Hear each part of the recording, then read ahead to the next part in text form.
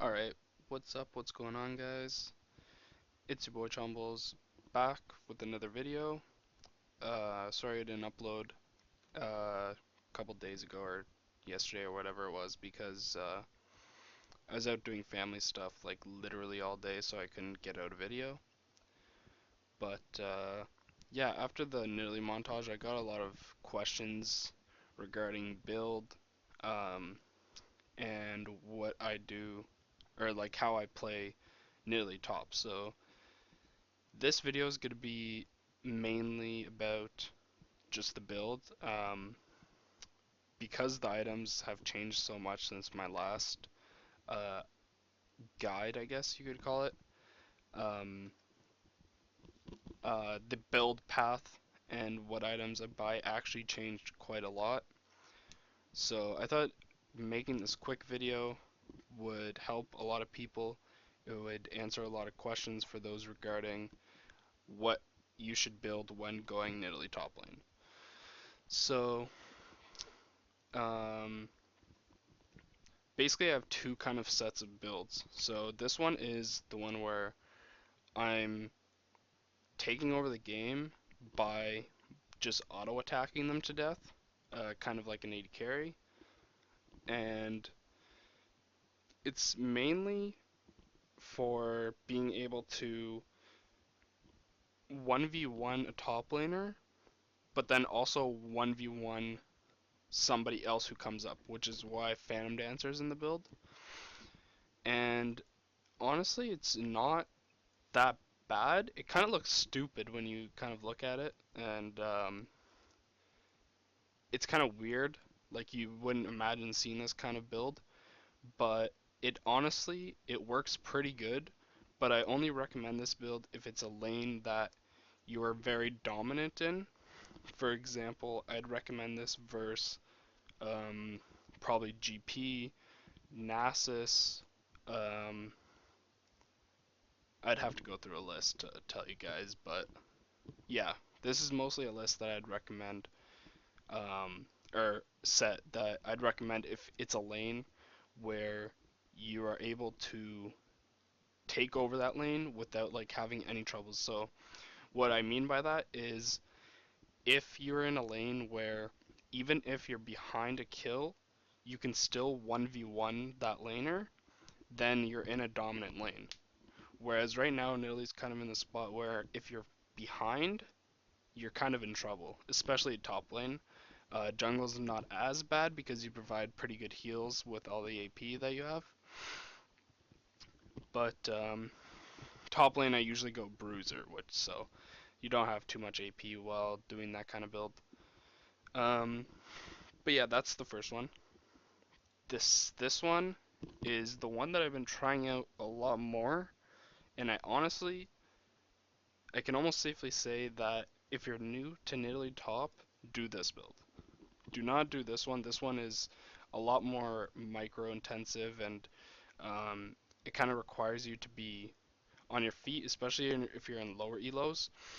Then this one may be kind of it might be too, I guess, hard. There's probably a way better word of describing it, but this build kind of requires you to have played Nidalee for quite some time, and I've played her since Season 2, which is the name of this account that I have, the Smurf.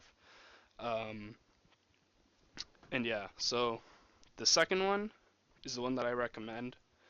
And as you can see, yes, Titanic Hydra. I saw RF Legendary using it, and I thought to myself that it could be okay, but I also thought there's no point. But after trying it, it's honestly not that bad. It provides you a lot of health and a lot of AD stats, and especially with this build that I'm going, I'm mostly in human form just to chuck a spear, heal, maybe throw a trap. That trap might be too long or whatever. I can go into that into another video, more detail of how you should play Nidalee while being Bruiser.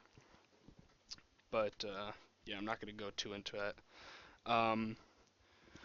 This build is really good at 1v1ing, which is weird because that's what this build also is. But the downside is until you get Titanic or your Blade, you're lacking kind of a bit of damage. Um, but it isn't as bad as it kind of looks. And I'll describe how I kind of build. So I typically go Sunfire, Iceborne, and then I'll go sorry, I'll go either Randuin's or Abyss Abyssal sometimes, but Spirit should be here. Or Spirit. And then once I have either this or this, then I build Titanic because this builds or because this does more damage with the more health that you have. You want to have the health before you buy this item. Otherwise, you're only kind of getting half its stats. And it also helps you to split push quite a lot. Like, Nidalee's actually really good at split pushing, but with Titan Kaija, you actually push the wave extremely quick because of all the auto attack resets that she has built into her kit. So it's honestly not as bad as you would think. Try it out before you think that I'm stupid or RF is stupid or whoever else uses it. Um, so yeah, so Sunfire, Iceborne, boots. I have my boots up here between Mercs and Ninja Tabbies. I don't go any other boots right now. And then um, Randuin's, Spirit, Titanic, and then it depends. These are all situational. The rest of them are situational. If I need more MR, I'll go this. Gives AP cooldown, it's really good. Um, if they're kind of mixed, and I feel like I'm either going to die from AD or AP, it's just situational of how the fight goes. I might opt into Warmonks just because of again, the health, which adds to Titanic, but the overall health is really good, and you'll have enough for its passive. Or I'll go Guardian's Angel. If I'm splitting or I'm versus kind of a lot of tankier people that can duel me, such as I'd say kind of Mundo. He's kind of a problematic champion for Nidalee at certain points of the game. So Blade or Phantom Dancer can really help you with that.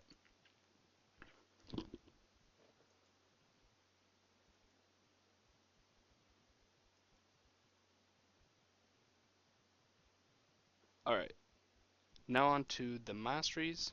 These are the masteries I take every game. Doesn't matter who I'm against. Unless I'm not doing Iceborne, this is the Iceborne one, then I won't take Oppressor because you don't get the slows all the time, so the 2.5 damage doesn't apply. So I'd switch that for Bounty, but I've been doing the Iceborne build, which I've told you guys about. Uh, so this is what I'll go. Other than switching this, the rest of this is all the same. The This one can be switched with this one if you are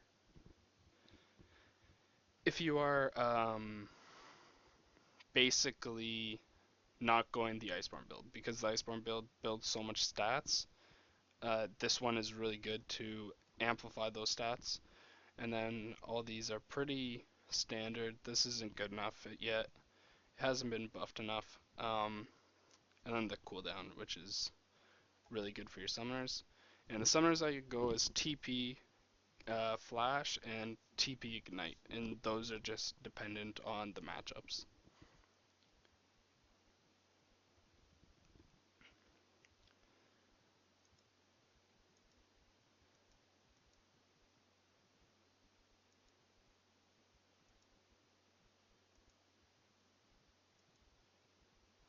Alright, so onto the runes.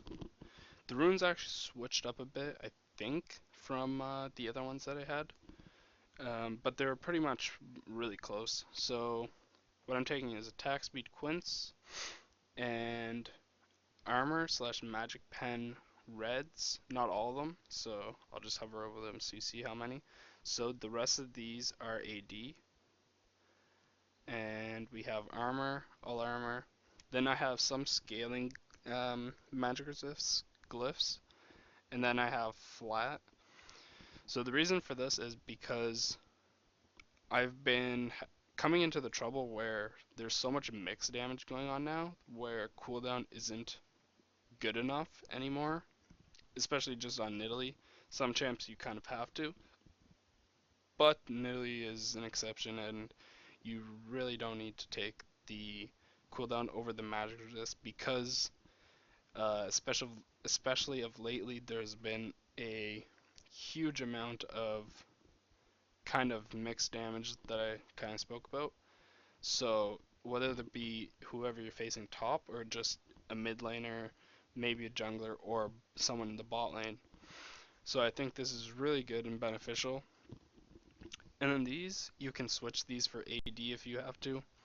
But because of the build that I go, and there's kind of a lot of mixed damage because you're mostly staying in Cougar form other than chucking spears, like I said. The armor pen and magic pen actually, oh my god, go away, no one cares. The armor pen and magic pen really come in handy.